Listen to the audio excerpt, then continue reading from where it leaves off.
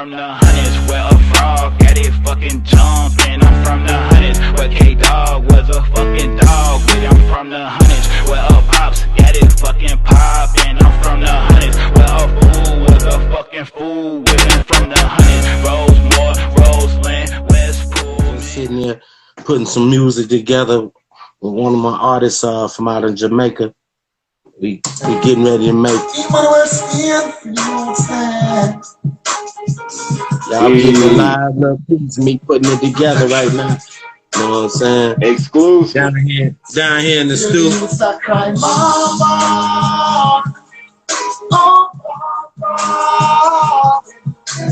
Straight from Kingston, Jamaica.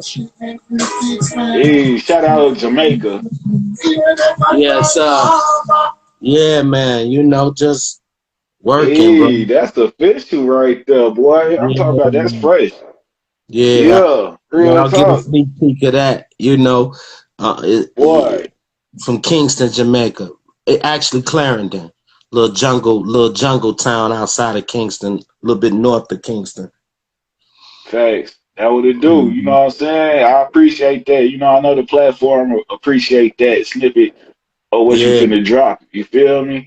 You know, let's go ahead and look, I want to give you flowers now. They said, you know, you from my neighborhood. You've been doing this a long time. I want to give you flowers before, you know. Hey. While you living, not you know, something happened to either one of us. We don't. I appreciate that. I truly appreciate that. Coming from where we come from, real talk. Yeah. I appreciate that. I truly do. You don't know, my dude. I seen you said something about you know, Lil Yummy and that Vidoc. You know, I walked through that same Vidoc my whole life, going to Corliss, going 107, 105. On the 9th, you know, we grew up around some of the same guys, you know. That's real. So, I mean, you know, did you ever feel, how did you feel walking through that Vidoc? You know what I'm saying? Did you ever feel any type of way? Did it make you feel any type of way? Because when I walked through there, it gave me some type of feeling. You know what I'm saying? I don't know if his energy was still there or what, but it was just some type of feeling. You walked through that Vidoc and you felt something. You know what I'm saying? But did you ever feel something like that? Well, before that situation happened, that was our gateway to get to Cottage Grove, get, you know, Eberhard, and, you know, Vernon, all of that. But after that happened to him, because, you know, I grew up with the brothers, you know, the Hardaway brothers on Airbrook. So then with some of my guys, I knew Lil Yummy personally. I stayed across the street from his grandma. After that happened to him, I never went back over there. I just shut down, you know. So I know that I can imagine the energy, how heavy it was for you going through there, you know. Facts. But you know, we doing something now, and especially on my block, Airbrook, we all grew up together. We doing man repair. We selling love now. You know, we not selling. Yeah, we bagging it up in dimes, nicks, and ounces of love. Hey, that's what it do. So, you know, let's go ahead and kick the interview off the proper way, the right way. Which, you know what I'm saying? That's the only way to do it. Go ahead and introduce yourself to the platform, bro. Man, look, this is Flacco Santana TV. Hey, this Mr. Creep, you know, Louis Lucien, for those who grew up with me with the county color. Shout out to 107th Street. You know what I mean? Hey, and I'm in here. Kingsize Entertainment is the brand. And we trying to bring positivity to the forefront. You know, something we grew up, all of us played baseball together, and then we got into these organizations. So we trying to reverse that now. We going back to playing heel deal and baseball and doing the stuff that we loved to do before we got involved into the streets, you know. That's real. You know, our first question, man, is, you know, I know you probably get this a lot, but how did you come up with the name Mr. Creep?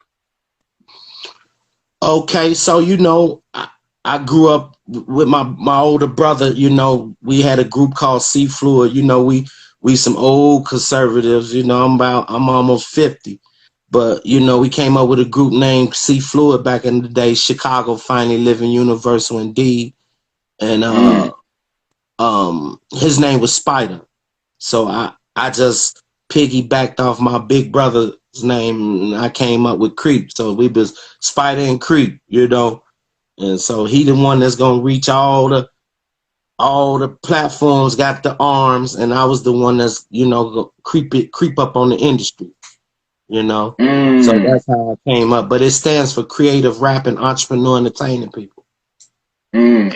That what it do. At the end of the day, I mean, when did you start off rapping? Was it just you and your brother starting off rapping, or you started off solo, or he inspired you, or somebody inspired you, or how did it work for you? Well, you know, like I said, me, Chuck, Cottage Grove, a bunch of the guys, County Cullen, we all just picked up on it, man. We wanted to be rappers. We started listening to that East Coast and that West Coast, and by the time, you know, we from the middle, so we was catching all of. We like, we could do this, man. This is what we do. So I started off, man, probably about 7 years old. But before that, I was in the church, you know, singing in the church choir and doing that. So I was always on that OMTV raps, and that one they had down in Florida was called uh Luke and them had it, the box. The The box, box yeah, video. Yeah, yeah. yeah, So that's throwback right there. yeah. We had a teacher who he was at County Cullen. Mr. Williams used to let us press record. We had the after school program. He had this little tape recorder. He'll let us on the downtime press this tape, and we would just say flows and jokes. So if you know, like you said, googly eye, me and him go back kindergarten because we used to be jokes, but our teacher would let us record these jokes. So we had joke tapes, rap tapes, and it's just something that manifested to what I'm doing now. That's what it do. You know, so when Mhm. did you finally start taking it serious? So after you know, I grew up going to Corliss, playing for the band. You know, I'm known for being in the music department over there at Corliss High School. Shout out to my alma mater. They just had the picnic this past week. I couldn't go, but Back. um Shout out Corley, real talk. shout out Corliss. You know, that's our neighborhood, Roseland. But I started taking this seriously after I learned how to read music and the notes and the chords and that manifesting with the chorus at church and at school. I started learning how to record because, you know, we had the whole department was radio TV. So I started learning that, and it just manifested to me and my brother. We started doing these recordings, and we left and came to Atlanta, and we put an album out in '97 and went gold overseas. So That what it yeah. do. I'm gonna show you the plaque. It ain't even a Back. United States plaque. It's a British plaque. You That's know what I'm official saying? though. Yeah, Yeah. that's official. That's It's a British official. plaque. So we Yeah. just You keeping it going. You know what I mean? real talk. You can actually say that you know, internationally known, you know what I'm saying, Yeah, across bro. seas. Real talk. You went gold across the seas. That's Yeah. major. To be from the hmm hood, from the south side of Chicago, and to be Yeah. going gold, like real talk, cross seas, that's major, bro. Real Yeah. talk. Yeah. Appreciate it, bro. Appreciate Yeah, that. that definitely love. Like how you worked with any artists from Chicago? Yeah. So this last album, my last album, I was blessed. Mickey Halsted. You know, I'm a Mm, big fan. You know, I grew up with him and Rico. You know, we all us know each other in the hunters, even though we different mobs or you know, sanctions and organizations, we still know each other. So he was school teaching. and at the time, and you know, I think he was going to get a degree, and I was going back to college to get my degree in construction management, and we just linked up through his brother. Said, "Creep, you know what? You are one of Chicago's finest. I'm gonna hook you up with my brother." And we did a record on there. Bo, Big Bo, shout out to Bo doing big things. Bro, he one of them guys. If he rock with you, he gonna give you something. He ain't looking for nothing in return. It's the first artist that say, "Look, Creep, I'm giving you a verse. I don't even want no publishing." I'm like, bro, for real? But turn around, I put his name on the publishing anyway. That's ain't real. Nowhere in the world, ain't nowhere in the world we can't feed each other. And you see how he do. He love his city, you know, and that's what we gotta do, man. Thanks. You know, especially being big plug like yourself, you know. Shout out to Mob Ties and the whole Easy Nim and my brother Chill, Big Brother Chill, Come Clean Entertainment. We all from the same city. We got to start showing that we got love and unity. You know, we packy wacky them the gov them. You know, so when I moved to Atlanta, you know, Murder was down here with Too Short. He just showed so much love. He said, "Man, you from my neighborhood? Come to the studio." You know, so I've been rocking with my city a long time. It just we lost a gap in between, like the late 80s to 2000. We didn't conglomerate like we should have. I think. Wasn't back in them days. I mean, I know, especially like the late '90s and the early '90s, wasn't it like the conglomerate of like the Crucial Conflicts, the psychodramas, the snipers. You had Soldiers at War. You know. So I understand what you said. It was kind of a, but you saying it needed to be bigger than that. I think, you know, a lot of our artists that had those platforms, I really believe that they and not take away from Gotti and a couple of a lot of the brothers, because I got records with Gotti too. They didn't see to become CEOs to as and I'm gonna take T.I.'s situation in the midst of his coming up the ladder, he brought in so many other artists in line with him, you know. And at the time, I think it was more that we didn't have a big CEO, or the labels wasn't really into the shop music like that. We could have did a lot more piggyback. ATL, I live in ATL. I've been rocking with ATL ever since I graduated from Corliss. Well, I actually graduated down here, and I just noticed how ATL they flooded the industry with the city, and so, you know, we had a point now that we could really do something, but we caught up into the and not taking away from the drill. We drilling and killing. You know, we done lost about 10 millionaires, artists in our city, which is killing us as far as becoming a $1 billion industry out of our city, or multi-billions. So we losing a lot of the entities that could really take us to the next level. You know, so we're working to try to combat that. That's real. So I mean, do you drill rap have opened a lot of doors for a lot of people, you know. Yeah. So with that being said, and you also said it's a lot of youth and a lot of brothers down who part of drill rap. So if you had an opportunity or a chance, you know, to go back in the days, you know, would you want drill rap to exist, or would you have just liked it to just stay, you know, so just the way it was, the music scene was then. You know, I don't have a problem with the drill scene, but who whoever put that PSA into our industry to say come into the industry with beefing with somebody else, that's the wrong notion. We came from being poor righteous teachers to killers.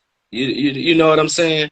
So if I could go back in time and do some artist development, the first thing I would do with this or artists that you know, and then Chief Keef and you know, and a lot of the ones Bibby and a lot of the ones that started that drill situation. Shout out to Herb and the Brett. You know, make it entertainment. Keep it entertainment.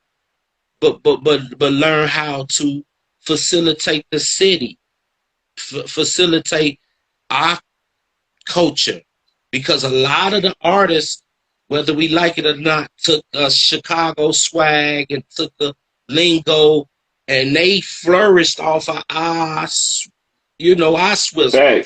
Facts. You know, so they manifesting to this day, but we can't even go. We can't get venues to hold the shows because they fear that something gonna happen and it's gonna be a liability.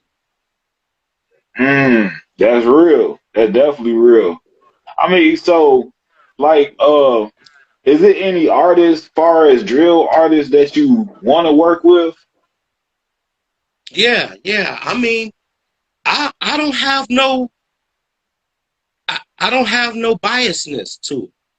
I mean, you know, I understand it. I came from, you know, being on security. I came on from them same blocks. But one thing about, and I'm just speaking from my street, my neighborhood, everybody still had a respect for each other. Even though, you know, like on Edbrook, we had one side of us, we chose to be disciples, on the other side, under the Finball, but we knew each other mamas. We knew what levels not to disrespect and respect. And we had to keep that same, because at the end of the day, we still wanted our neighborhood to be $1 million neighborhood, even though we was pushing the wrong substances or what have you. We was caught up into the street life, but we still wanted our area to be the Wild Hunters was, you know, considered we the top of our game, you know, Roseland. So we still have that today. And if we had any beef, it was throw these hands, and you know, as long as you wasn't no coward, you know, everybody was good. The stuff that I see today is senseless. You know, it has no structure. You know, I'm 45. We grew up under structure. You couldn't just go disrespecting somebody demo without some repercussions, because it might mess up the neighborhood. Now we ain't nobody moving and shaking. And that's the way we got to look at our city. If the city ain't moving and shaking, we losing. You know, so that's real. That's definitely real. So, I mean, when it comes down to your music, how do you describe your music? If it's not, you know, because mostly everybody from Chicago get, you know, drill music. So, how do you describe your music? Consciousness, positive messages. You know, I always been on that level. Even from my first album, I got on there. It's a song called C's and G's. You know, I was shouting out because I grew up around them, you know, Fool them, his brother Kevin. I grew up around real bosses, you know, Trub them, and then on the other side, on my side, you know, Lil Huey them, you know, all our elites and whoop-de-whoop. So I never, in real life, I never had to gang bang. I never was a gang banger. because I was able to fluctuate with all sides, and that's what really makes you an elite or a general, or being able to conversate and delegate between organizations. Facts. So That's real. I just was in another zone. It was in them days, early '90s. Either you getting that money or you not. Go up to Flame James.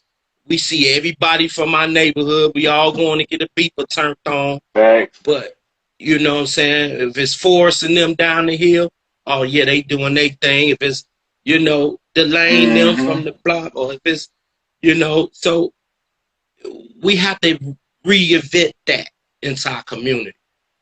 That's and so real. I do it with consciousness hip hop to really save the shorties. I'm not really caught up into the trying to be famous or overshadowing somebody else, because I love the music art. So with that being said, I'm looking to do music and maybe develop some artists and help some of these shorties come out of that. Drill mentality, That's real. That's real. Hold on 1 second. Hold on. Mm-hmm. Gotcha. Yeah, that's real. Can you hear me? Yeah, I can hear you. Okay, excellent. So, with that being said, where did you draw your consciousness from? Because I hear you say conscious rap. So, where do and this is a question I'm asking for the artists out there who might want to start dealing with consciousness. They might not know how to go that route. You know what I'm saying? Where did you and how did you come up with the consciousness? Where did you find the consciousness? You know what I'm saying? Where did you find that to put in your raps? Did you read a book? So in the early ages, we used to listen to KKC and so I was into Cool G Rap them. I was into the early Poor Righteous Teacher, like I said before, and a lot of the ones that started off with that level of music. And then it went to the West Coast, sort of. And so it got gangster, but they still had the prevalent messages like Too Short, Life is Too Short. Even though he was, under the Pimp Act, he still had relevant messages in his music. And so I always been on that level. Even going further south, rap a lot with and shout out to Big Mike. I got a record with him, couple records with him now. Even though they had that gangsterism style, they still put consciousness messages within the Southern hardship. So Ghetto Boys and them. So it's just something I always had and I always was trying to manifest in my music. Hey, that's real. That's what it's about at the end of the day. I think that's the direction a lot of music need to go. Bless up. Bro. Yeah, that's the direction a lot of music need to go, because knowledge itself is very important at the end of the day. And where do we go from becoming rich to being rich gangbangers and catching RICO charges in our genre? We the only genre that's going through that. Facts. Something got to change. I agree. I definitely agree. I definitely agree. What's some things that you want to be known for, man, at the end of the day? I mean, like, when it's all said and done, what do you want your legacy to be? What do you want people to say about you when it's all said and done? First and foremost, I love my city. I'm like Bo. I love my city. We was the pro-black city. We birthed the president. We come from pro-black to black on black. So I want to be known for sticking to the guns of Chicago, but showing love and unity. That's it. You know, godly, God-fearing man. You know, it's nothing that can't be talked about. I got guys that we didn't always see eye to eye, but we didn't find a place where we want to take each other's lives. We you know, we never got to that point. We kept it. Okay, we just ain't speaking to each other, or I don't rock with them. But am I gonna come and take that man's mother's child away from her? I have some of the guys that was a different situation with me. They mothers was like my babysitters. You know what I'm saying? So exactly. we gotta we call it man repair now. We gotta repair our community because nobody else is gonna do it. And then the other thing is, and you see it, they really trying to strip the music industry from under our feet and under our noses. We got where we going into, because they say that the rappers are too much liability. We gonna make these AI rappers. So now we don't have to worry about them go do shows. So little do we know, they saying we don't have to put insurance policies on these artists. We ain't got to worry about them messing up at the venue or getting locked up. We get some ghostwriters for them on the side and put them out in the public, and now y'all don't have no industry. On the other side of that is the reason that they made the streaming platforms was because, remember, I told you we was the ones that was able to go press record on the tape and bring it to the streets the next day. So what streaming did is got rid of all your street sales. And, you know, we went and recorded and pressed our own CDs, and we on the street. We didn't need the labels. So now what they did with the streaming is saying, ain't no more middleman. Either you conform to these streaming platforms, or ain't no way for you to go straight to consumer. So what we doing with our USBs now? See, we stand with these. Last year I sold 10,000 of these. While everybody went digital, I stayed under the physical act. By the way, this is Rosen. You know what I'm saying? Mickey hosted on it with me. Big Mike Ghetto Boys, Bo Deal, Leland. He went to elementary school with me. They call him Lilo 10-5. Couple other artists, you know, out there. Julio. Shout out to Julio Inglewood. Man, I'm trying to get him out of retirement because he got the bars. He one of them. He hates the industry. He hates what it become. Right. How do you feel about people like that song I was just promoting, talking about the age? How do you feel about people who say that, you know, brothers, you know, are too old to rap? You know what I'm saying? They need to give it up. That once again, we the only genre that puts an age class on. You ain't saying that to the rock and roll Leonard Skinner and them, or what's your boy name over here with Kiss? You ain't saying that to them in they genre, or even R&B. Look at Isley. He ain't stopping. That's right. Charlie Wilson, them. We the only group or genre that has a ageist mentality. But once again, that's built to suppress how we gonna grow. But only a few understand it, like E40. These the out the trunk rappers. See, they made themselves millionaires without anybody, you know, stopping them. Master P, all them. So Snoop Dogg. So you know, we have to get out of this class act because there's really no age in it. If you got the bars and you got the swag, I'm looking at Money Man. I watched Money Man right here in Atlanta. Him and that other one from out there, San Francisco, got the orange juice. I can't think of his name right now. Got the But orange but, juice.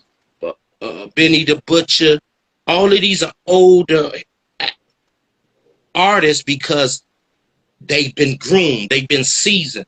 So now when they going through the what they call mumbo jumbo, now these seasoned veterans about to be shutting the game down. So it's no age in it. Look at Kanye, Facts. Facts. 50.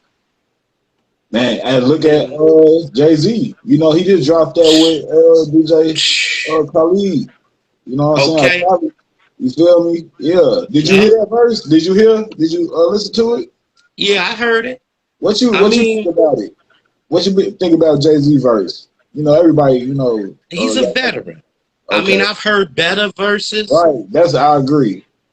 but I'm gonna say this. I'm not taking nothing away from him or nobody in their craft.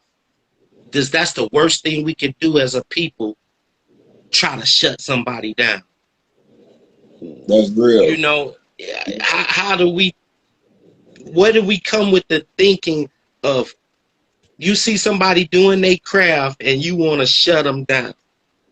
Mm. No, be the best, because our nation of people is just now showing we really the best we could be. We got billionaires. We got two sisters who graduated right here from Spelman.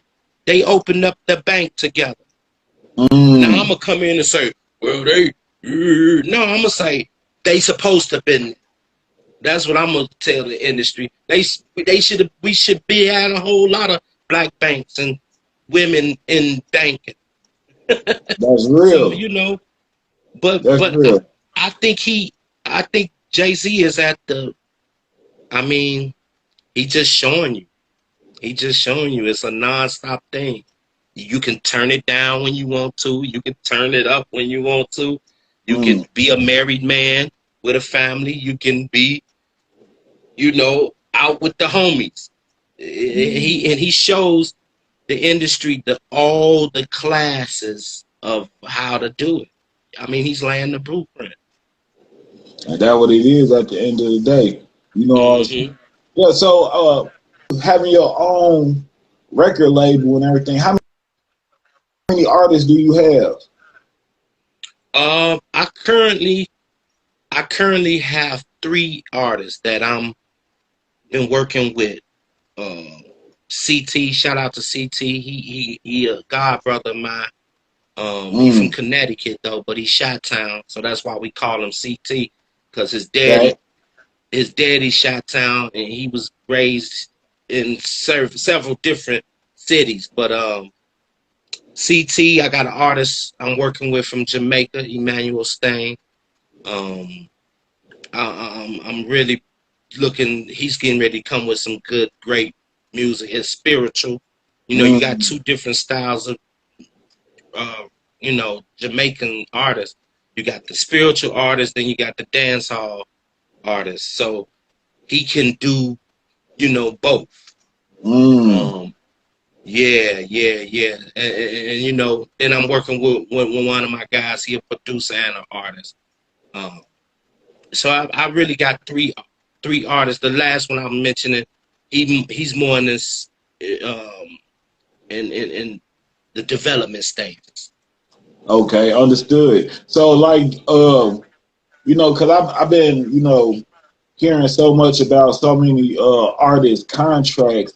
I just was listening to Fabio Foreign talking about how Mace did on the end, you know what I'm saying? And I listened to other artists talking about their contracts and deals. So, if what type of deals do you give to your artists? You know what I'm saying?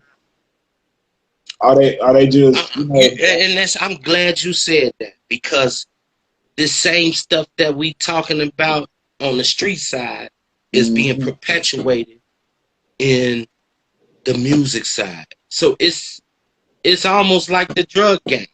mm, You got artists, you'll bring them into your situation and you'll put them to a lifetime contract or some deal that you wouldn't even sign, but you're a CEO.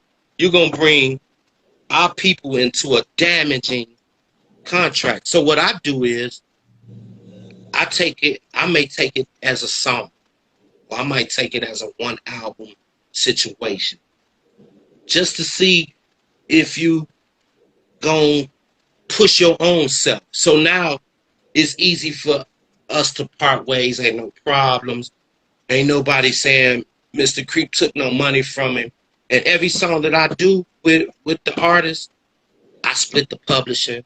These are the first things we got to talk about before we can even do any recordings. Copyright, publishing. Some of the artists that I come to, I ain't gonna say no names, and I didn't work with some of them they don't even know their IP number. You know, what is an IP number?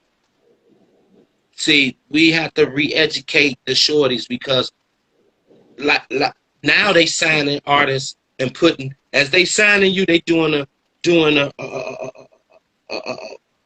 policy on it, and you don't even know it. So you got to be knowing what you getting into when you going to this. But we at the best age in the music industry. That's the crazy thing.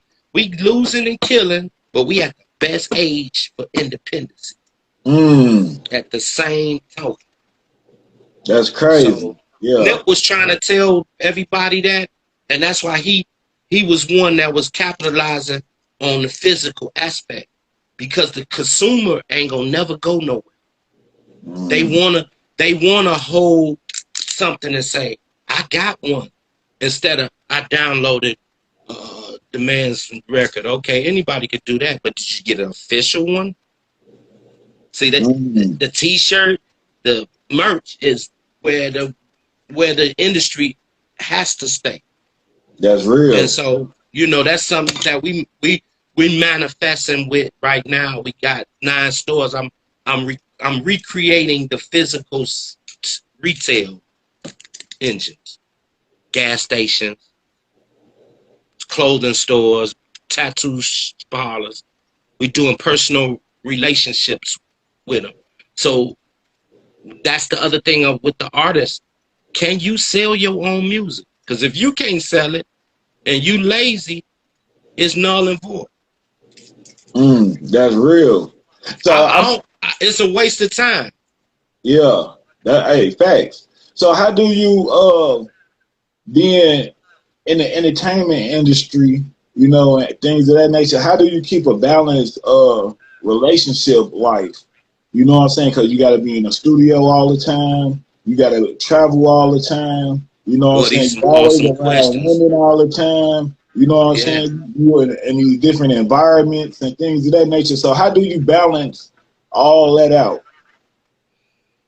Well, you know, for those, it's a lot of brothers that ain't as fortunate as me, but I'm blessed, bro. I must say that first and foremost. My wife is 22 years. She's a lover of the music, of the art. So we see eye to eye on. If she tell me, no, that song ain't gonna work, she hating. She's saying that just ain't gonna fly with the people. Or she'll tell me, you doing too much. So you have to your mate, and that's why a lot of times, like the Jay-Z and the Beyoncés, they work because they in the same class of music. Not saying that it won't work, but you have to have a great partnership, because like you said, it's a lot of outside time, a lot of traveling, it was times I will be home three days out the week, and the other 4 days of the week I'm going to Super Bowl, Mardi Gras, All Star. But I bought homes selling my music. I bought properties. I did investments off of selling music in the streets. So she's grown with me in that zone. That's right. Over the years. So we don't have a problem. If I say, babe, I'm in the studio tonight. Okay, I got the kids. Okay, I'm just get home. I need you to, so I can get to what I'm doing. So it does take a partnership. I know some guys that lost good marriages and had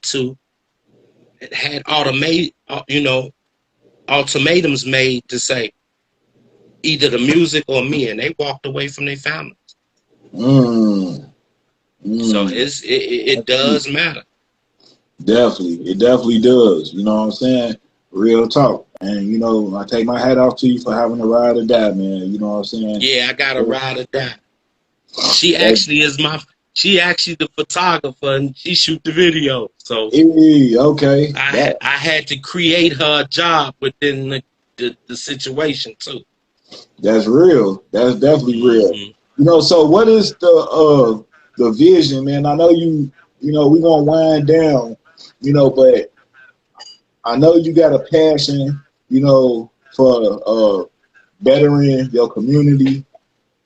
You know, what is the vision, you know, that you want for your community at the end of the day? You know, what do you want people to, you know, internalize from this interview, take from this interview, you know, take back to the block, you know what I'm saying, take to the guys, because everybody from the hood is going to see this interview, you know what I'm saying? So what do you want the message to be, and the vision to be for Roseland, Rosemore, West Pullman, you know, for the whole hundreds, period?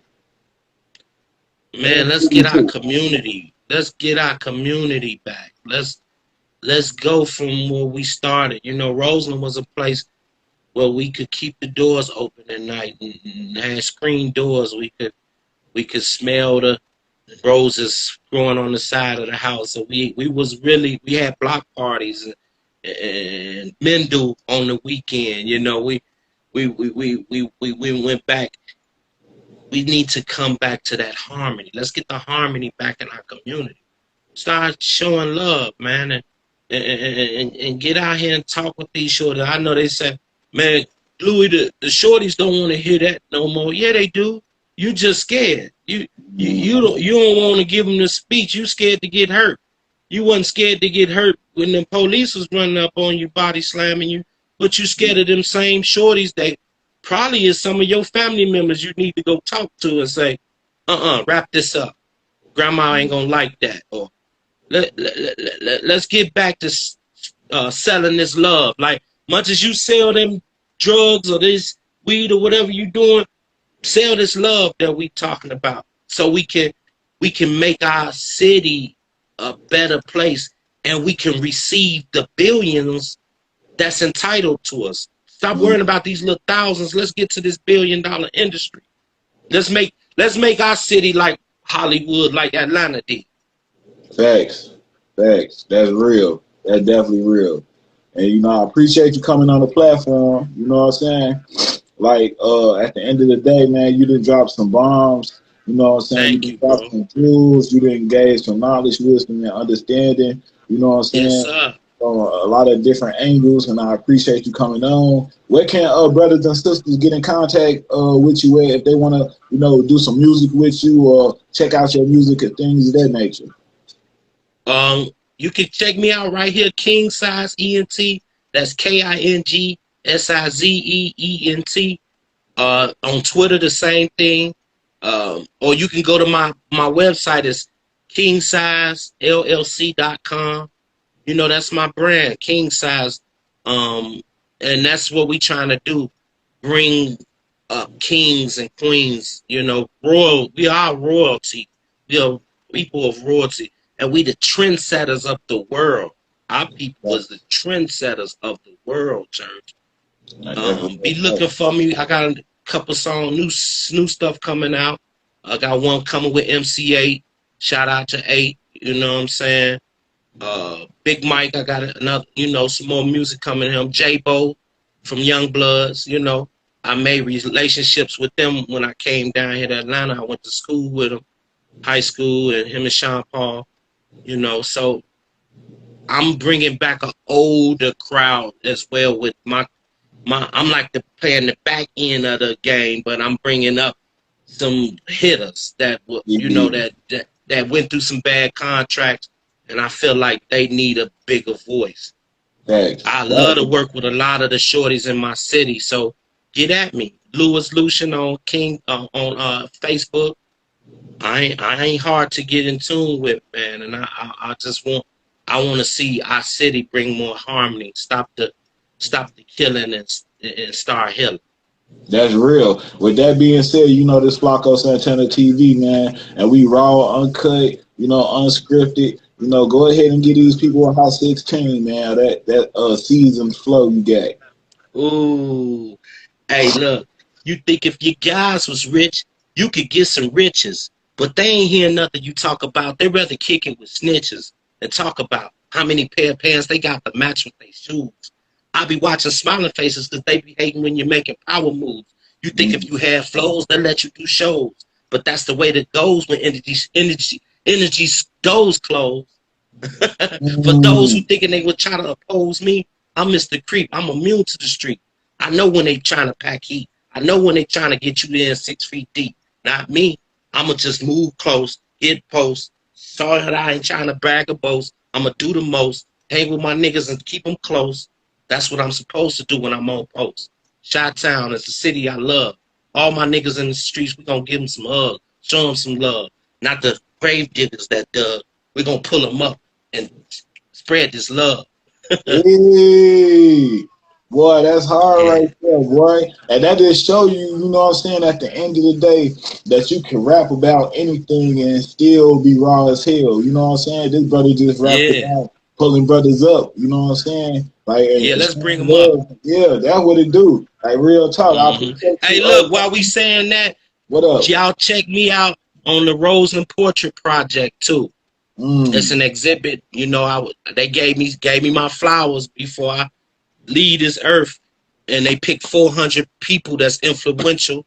Shout out to Mookie. You Ease, know, hey, Mook, my man. We went to elementary school, and he doing a lot for the community. You he know, he definitely had some is. bad times, but he Yeah, willing to yeah, take his bad times at the chin and give back to his community. You know, right now yeah. he rocking with CR. You know, he went down for Yummy murder, but he's man repair. You know, we gotta just repair. So he's on the Rosen Portrait Project. I was someone that brought him in to it and just giving him his flowers because he really trying to do something for our community, Tag. and that's love. Thanks. You know him, D Ice. I don't know if you know D Ice. Is a brother named Yeah, D Ice. From 119th Mayberry, bro, be yeah, doing his thing. You know, the sister over there, kids off the block. She been doing her thing yeah.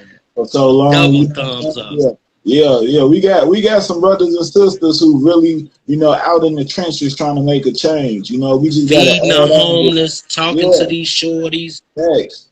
Thanks. Yeah, Right, yeah, that's needed, and there's more. They need more people. You know, so you know if you inspired to do something like that, and you want to do something like that, man, link up with bro. You know what I'm saying? He'll put you in yeah, tune. yeah. What you need to be in tune with, so you can help your community at the end of the day. Yes, sir. I Yes, sir. appreciate you coming on the platform, bro. Real talk. Anything you want Man, to say before we love. close out? Just, hey, look. Like you said, knowledge, wisdom, understanding, love, truth, peace, freedom, justice. Thanks. You know? Hey, look. We all is one, all is well. All day. That's what it is. Love, bro. Yes, sir. Peace. Peace, G.